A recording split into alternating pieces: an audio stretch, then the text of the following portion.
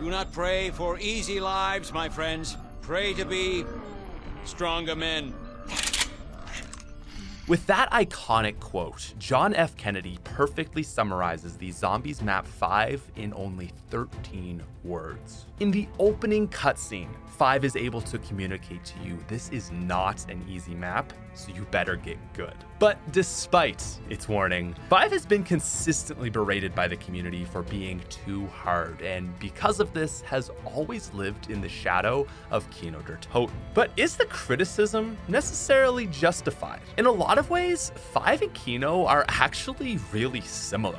They come from the exact same era of Black Ops 1 with similar sizes and a similar amount of content. And this is really interesting because the community generally puts Kino as one of the GOATs, but in the same stroke will rank 5 as one of the worst. In many ways, they are similar, but their likeness is often overlooked. Now, in this episode, I'm certainly not going to try to argue that 5 is better than Kino or anything like that. It would take someone a whole lot smarter than me to even try to prove that point, and even then they'd still probably be wrong. But today, what I am going to do is talk about difficulty, and how I think that 5 and Kino der Toten are actually equally as good maps. In fact, I think they are not only equals, but they serve as perfect complements to each other, two halves of a whole. So welcome back to Zombies Retrospective. Now, if you've missed the past few episodes, you don't need to get completely caught up with World at War, but I do recommend at least watching the Kino one first, as these maps are highly intertwined. Anyways, with that said, let's get into it. So I want to pose this question now, and we will revisit at the end of this video. Does the difficulty of a map affect its overall merit? Now, even before starting this retrospective, difficulty was something that kept coming up over and over on Kino. And that's because Kino is a really easy map. Because of this, it's often debated whether the simplicity of that map negatively affected it over time. 5 forces us to ask the exact same question, but in the complete opposite way. The single biggest complaint about 5 is its difficulty. 5 is one of the hardest zombie maps of all time. No matter how you define difficulty, it's a map that always manages to find itself in that conversation. And so really, if we are going to do a proper retrospective, this is what we need to talk about first. What is most off-putting about 5 is not that it's challenging at all rounds, but it's that its hardest are the first 10. As soon as you spawn in, you're given the same amount of zombies with the same amount of health and the exact same wall weapons as Kino. While rounds 1, 2, and 3 play similarly, things quickly heat up after that. The spawn and first hallway you enter are both very small, and so even by round 4, you begin to feel a little cramped.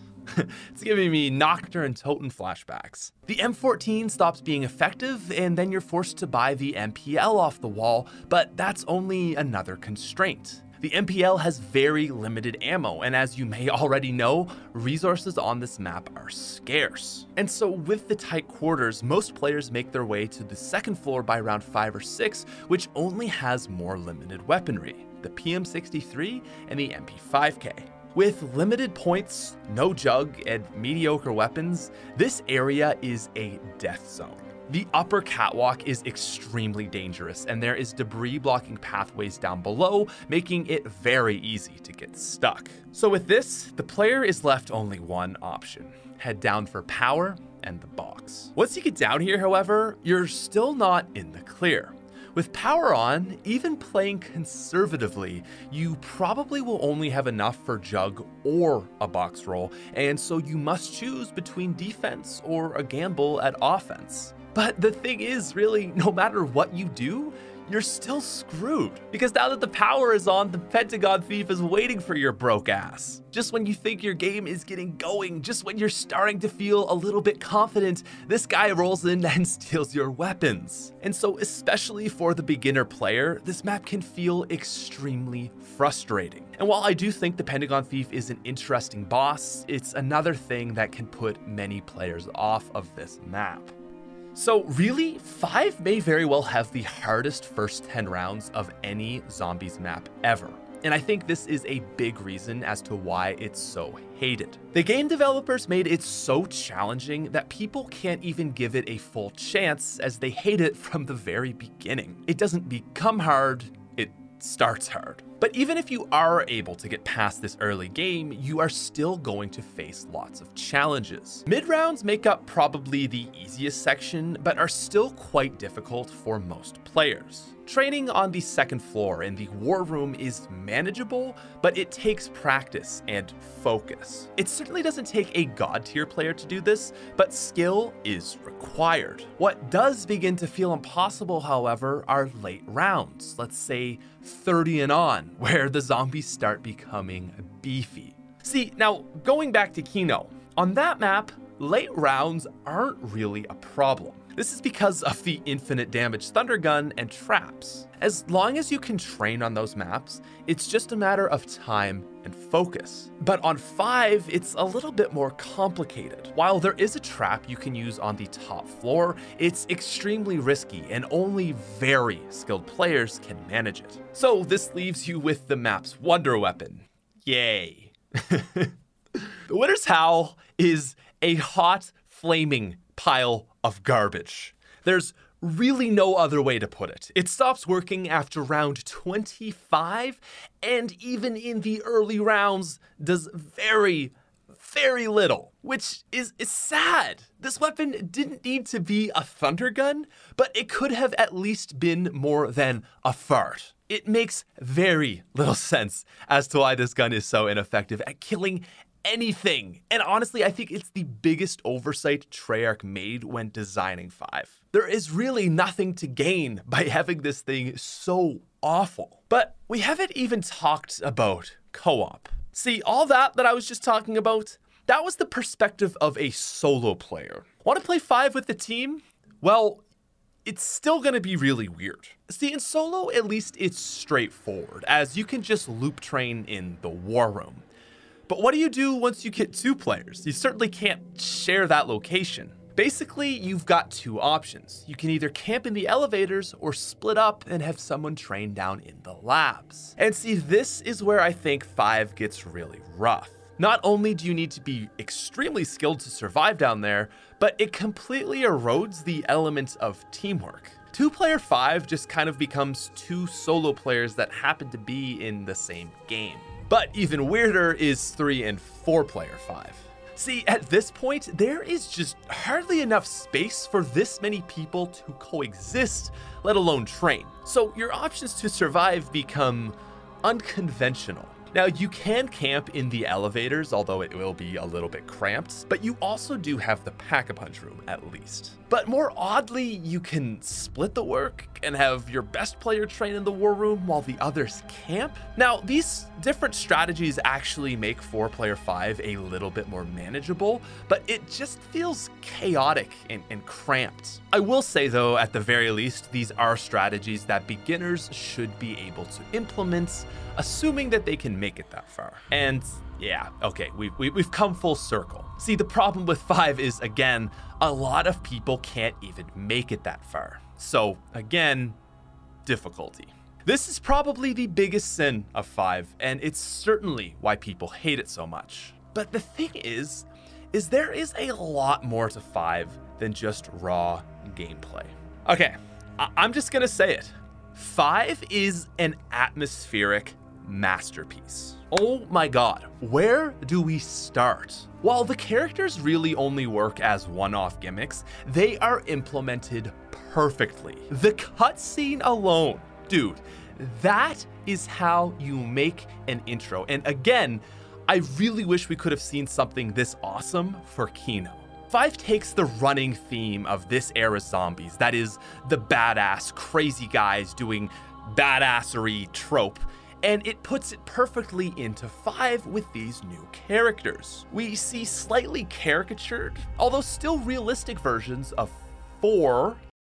Okay, 3 extremely interesting figures from history: JFK, Castro, and Nixon. They're badass, but they still managed to nail that lovable and iconic humor that Black Ops 1 was really known for. Quotes like, "Need some beans for the chowder here," Need some beans for the chowder here, still sit as one of my favorite lines to this day. And setting-wise, 5 is amazing. You know how Kino just kind of feels all the same? Well, 5 is like the exact opposite. In fact, it's one of the most diverse maps to ever be created. The spawn room itself is perfect. It's a giant conference room complete with podiums and world clocks. It's surrounded by offices, and so the sense of monotonous desk work mirrors early rounds with boring, repetitive gameplay. Bet you never realized that, did you? The game uses the concept of levels to really build the atmosphere into the gameplay itself. As we progress through the rounds, we head deeper down into the war room. In 5 seconds and 250 points, we go from The Office to a James Bond movie. And really, so does the gameplay. Things pick up fast, and the change in setting really mirrors how you're feeling. While the lighting feels a little weird down here, there's still no denying that this is a nice looking room and serves as a great main area. It's just very complete and well built, and while it doesn't present a sense of mystery, it serves as the perfect middle ground between the upper and bottom floor.